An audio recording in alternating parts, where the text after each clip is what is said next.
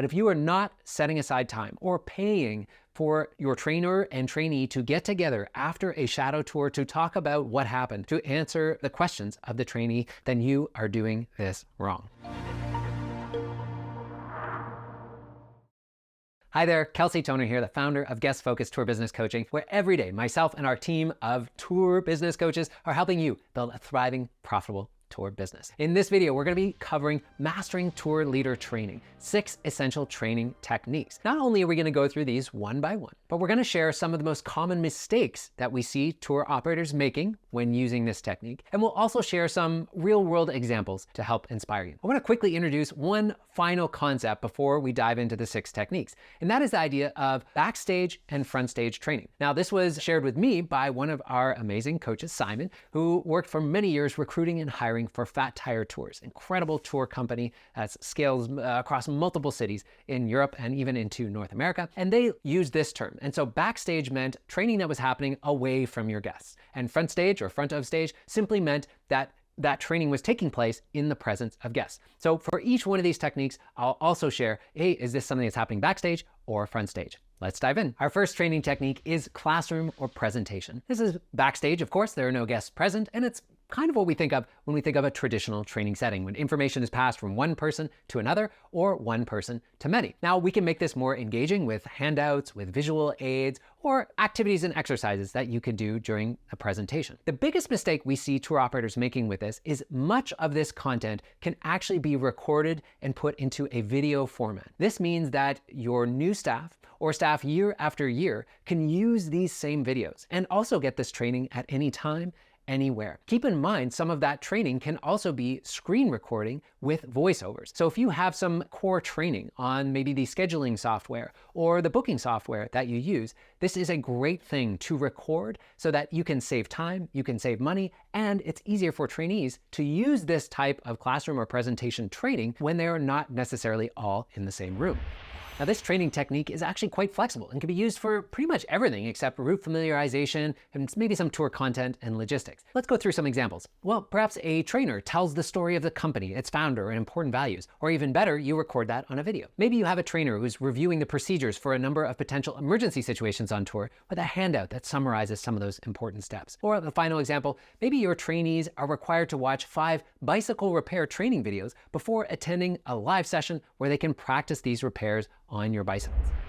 The second technique is experiential learning activities. Now, this is a task, a group challenge, or an exercise where trainees are put through an actual experience, and then there is a period of reflection or debrief afterwards. Now, the theory of experiential learning is that trainees often learn best or recall better when they actually have this firsthand experience doing something instead of just passively receiving information. Now, with experiential learning activities, the biggest mistakes that we see is, well, quite frankly, a lot of tour business companies simply don't use them, or they might use them exclusively for team building. Some of the most memorable experiential training that I've been through had a lot to do with role playing. So in your training process, or even during ongoing training, you could have people role play where one person acts as maybe an upset customer and the other person acts in real time as the tour leader and how you might diffuse and handle that situation. And then afterwards, we reflect on what you said, what you did, and what we might do better. This is a powerful way to work on the soft skills of your tour leaders and prepare them for what will inevitably come up. This training technique is best suited for team building, practicing technical skills or soft skills, and learning tour content. So some real world examples, like we just shared some role-playing scenarios with upset guests, where afterwards we're taking the time to break down what well and what they could do better. Secondly, what about trainees that are required to research and share a story in real time with some of their fellow trainees? Thirdly, the trainee group is given a game or a challenge, and it's designed to be difficult, maybe even designed for them to fail. After completing or not completing the exercise, the trainer then leads a debrief to draw out some observations and lessons learned for working together as tour leaders.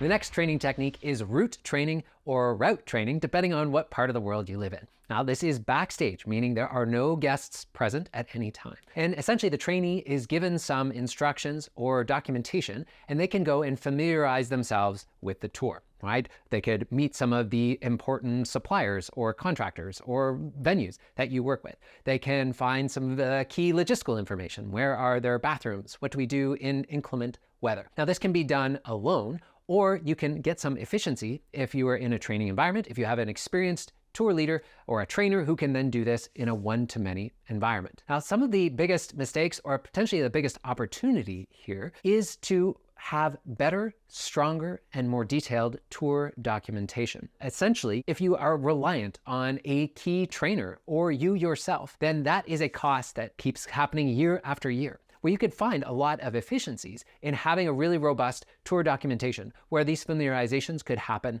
on their own or without a trainer present. Now, these types of familiarization training are really the best for getting to know the physical space in which a tour activity or experience is taking place. As we all know, there's really no replacement for getting there hands-on and experiencing it yourself. So some real-world examples: a trainee knows that they'll be leading your main Segway tour, and they're given a couple hours of paid training to ride the route alone, taking note of maybe some safety hazards, locating the toilets, taking note of shade and shelter options for inclement weather. In another example, 2 trainees are escorted by a trainer to show them the routes and key logistics of 2 different tours. But this can be done efficiently by combining it, right? They could see the key points of interest, meet some of the key suppliers, and share any other logistical considerations. The next essential training technique is shadow training. Now, this is our first front stage technique where the guide, the trainee, will actually be present with paying guests. So the trainee essentially accompanies a live tour, but they are simply an observer. They are tasked with taking notes, watching carefully how the tour goes, but most importantly, they are not to have a negative experience on any of the other guests who are participating. It is your decision, ultimately, if you want to introduce that trainee and say that they're on a shadow tour. I highly recommend that you do this because there's often maybe some questions why this person is lurking there, why they're scribbling notes furiously. So it's often a great way to break the ice. And because they're not actually hosting any of the experience, this is rarely an issue with some of your guests. The most common, most painful mistake that is made with this technique is not debriefing afterwards. So much so, I'm going to spend an extra minute at the end of this training video to go through the proper way to debrief an experience like this. But if you are not setting aside time or paying for your trainer and trainee to get together after a shadow tour to talk about what happened, to answer the questions of the trainee, then you are doing this wrong. The shadowing training technique is best suited for route familiarization. It's great for going through tour content and logistics, practicing technical skills, and maybe even showcasing some of your superstar tour leaders and how they facilitate the experience. Real world examples. Well, a trainee joins the same food tour 2 different times with 2 of your experienced guides. After each tour, both the experienced guide and trainee are paid to grab a coffee and spend 30 minutes exploring some of the best practices and common challenge those experienced trainers have felt. Second example, you as a business owner have a new hire and they accompany you on one of your tours, because who leads tours better than you? You showcase how you use all of the visual aids and props in that tour guide handbag. The next essential training technique is the training tour, or what is sometimes called a reverse shadow. This, again, is front of stage, meaning we have paying guests present. The trainee is essentially tasked with leading the tour. They are hosting and in charge of the entire experience, but a trainer or an experienced guide is tagging along as an observer. Now, I would recommend that you not mention that this is a training tour, or maybe that it's their first time leading that experience. By the time you get to a training tour, your trainee should be able to create that exceptional guest experience that we're looking for. However, the experienced guide or the trainer is there to take over in case of an emergency or if something comes up. So what are the most common mistakes that we see with this technique? First and foremost, most tour companies don't do it. Most tour companies simply have someone shadow a couple of their experienced tour leaders doing the tour, and they think or hope that, they must have gotten all that simply through observation, without following up with a training tour or reverse shadow where you can have you yourself or your tour leader trainer actually observe this person in action and be able to give real-time feedback afterwards. We are making a pretty massive assumption. As you as a tour business owner, you don't even know necessarily what happened on that shadow tour. Is it up to the standards that you're hoping for? The next biggest mistake is, of course, not making time for debriefing the experience. You simply must make time. Keep it casual, but make sure that you are paying your trainer and trainee to have a conversation after these first training tours. The training tour or reverse shadow is best suited for route familiarization, tour content and logistics, and sometimes practicing those technical skills. A couple real-world examples: while a trainee leads their first stand-up paddleboard tour with paying customers accompanied by one of your experienced guides. Afterwards, you pay them to sit down together and spend 30 minutes exploring what the trainee did well and what could be improved for next time. Secondly, you as the tour business owner attend the first tour of all of your trainees. Maybe if you've got 5 or 6 of them, you can't debrief the tour right away, but you schedule a short 20 or 30-minute Zoom call later in the week with all the trainees to review how things went and some best practices or common observations that you could share.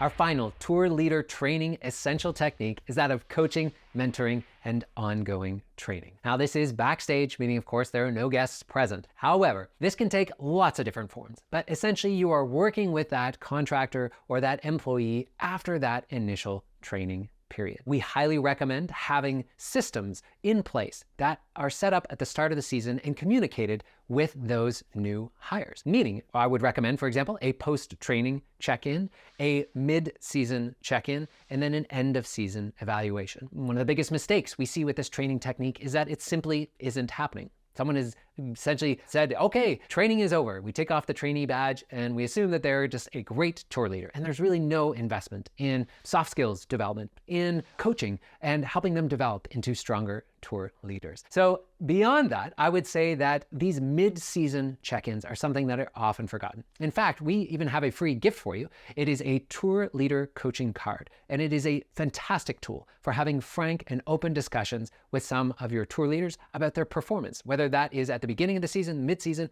or end of the season. You can get a free copy at guestfocus.com/coaching card. Consider it a gift from us to you and an encouragement to do those mid-season course corrections. So we're not waiting to the end of season to change behaviors or to give feedback to a tour leader. And just think of all of the impact on every single one of those guests between the time that you could have given them feedback and the end of your season. This can have a huge impact on your tour business. Mentoring and ongoing training is best suited for improving some of the technical skills or honing those soft skills and general improvements to tour leading knowledge and know-how. Let's go through some real-world examples. After completing your training, you meet your subcontracted guides for a 30-day check-in using a coaching card that we just shared. Maybe you have a policy in place that if a 3-star or lower review comes in on any channel, you immediately try to make things right with the guest, apology, refund, credit. But that 3 or lower star review also triggers a conversation with whichever guide was leading the tour that day or that week to assess what happened and how it might be avoided in the future. Thirdly, you host a monthly pizza party in the 3rd week of every month where you pay everyone to get together for a couple of hours. You spend 30 minutes going through some recent guest reviews and asking the team what issues might be arising on tour, and the remaining time just relaxing and getting to know one another. Put another way, this final technique of mentoring, coaching, and ongoing training should be happening year after year. This is the way that you build a culture of constant, never-ending improvement. If you think of some of the most service-focused companies on the planet, like Disney or the folks that work at the Apple Store, they are receiving ongoing training on the daily. They are constantly looking to build a culture that obsesses over that guest experience. And this final training technique is one that I strongly urge you to do, because some of the most successful tour businesses on the planet, they are doing this every day, every week, and every month. Here are 3 final observations and considerations with these training techniques. The first and foremost is there's an important distinction between employees and contractors and freelancers. Now, I'm not a lawyer, I don't play one on the internet, but it is important for you to know this distinction, and mainly, you cannot force a contractor to attend a company training. That being said, we want to make sure that when we are signing or creating contracts with those folks, we can include some of the key deliverables. We can include certain conditions or extras that are set forth in the contract, like, hey, you must attend 2 familiarization tours with experienced staff in order to lead these tours. That is something that you can put into a contract, but it's really important that you don't call it training. Like I said, you might want to get some legal advice. I would highly recommend not avoiding this simply because you throw up your arms and say, oh, I just can't train contractors. No, the key is you still have to find a way to do this to maintain your quality standards, but it's not called training. We are now putting this into a contract with a freelancer or an independent business or entity. Hopefully that makes sense. Secondly, you are required to pay for training for a lot of your employees. We see a lot of tour business owners out there who are maybe could get into legal trouble or are not aware that it is a legal requirement to pay for training. And a lot of the techniques that we are talking here, they fall under that category of training. And by the way, it is a best practice. If you are looking to reward those employees for improving, then you best be paying for these types of professional development opportunities for contractors, or certainly mandatory training for your employees. Finally, I want to quickly return to this debriefing. The debriefing, remember, was important for the experiential learning activities, for the shadow tour, as well as the training tour or reverse shadow. We want to make time to have a debrief conversation afterwards. And the debriefing cycle has 3 key components: what happened, so what, and now what. Quite simply, what happened is an opportunity for you and the trainer to discuss what were some of the simple observations, what were some of the things that you saw, what were some of the techniques, the behaviors, the language that was used on this shadow or training tour, or even in this experiential learning activity. The so what? This is where we can dig deeper. Why did we use those techniques? Why that particular behavior? Why did we use that language, and the impact on guest experience? And thirdly is now what? Finally, we discuss how these insights might be practically applied by the trainee on future tours.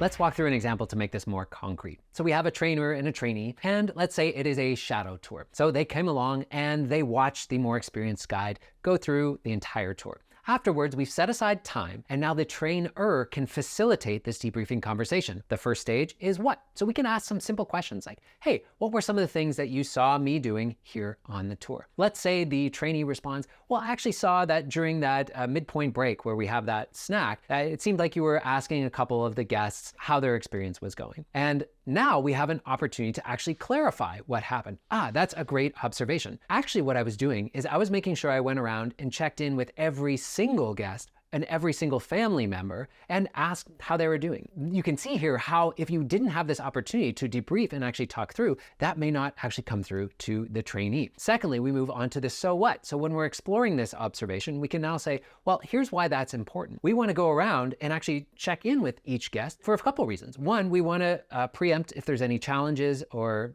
things that might be coming up. Things that you could address. Oh, I'm really having trouble hearing you. Okay, let's make sure that we can get you and your husband, Steve, up nice and close. Perhaps we want to find out if there's anything you can do to make their experience better. Perhaps we do this such that we want to make sure we have a nice personal feel to every single one of our tours. Okay, we have the opportunity to talk through why we're doing that particular thing. And then the now what is often the simplest step. We say, okay, so it's important for you as the new trainee or a new tour leader to know that this is something that we need to do on every single tour. At that midpoint break, we go around and we check in with every single one of those guests. This cycle of what, so what, and now what then begins again. We could ask, okay, what other observations did you have? And you'll notice that this works just as well in the reverse situation where we've got someone on the training tour. Now the trainer is still asking the trainee, hey, what were some of the things that you observed? But then they can work through them step by step. Maybe the trainee noticed that, oh, the Johnson family really didn't seem to be tuning in. And the trainer might provide an observation. Yeah, I noticed they were really having trouble hearing you. Or I noticed that you didn't elevate yourself during that stop where it's really noisy. This debriefing skill is essential for your tour leader trainers, or especially for you yourself if you're falling into that role. Look, we hope that this overview of the essential training techniques has gotten you some value. And also, as a quick reminder, to grab your tour leader coaching card if you want a world-class tour for inspiring excellence in your team, simply go to guestfocus.com/coaching card. Okay, in the comments down below, share some of your best practices, maybe training techniques or variations of these techniques that you've used on your tours. We can all help one another here in the community. Thanks so much for being here, and I look forward to seeing you in the next video.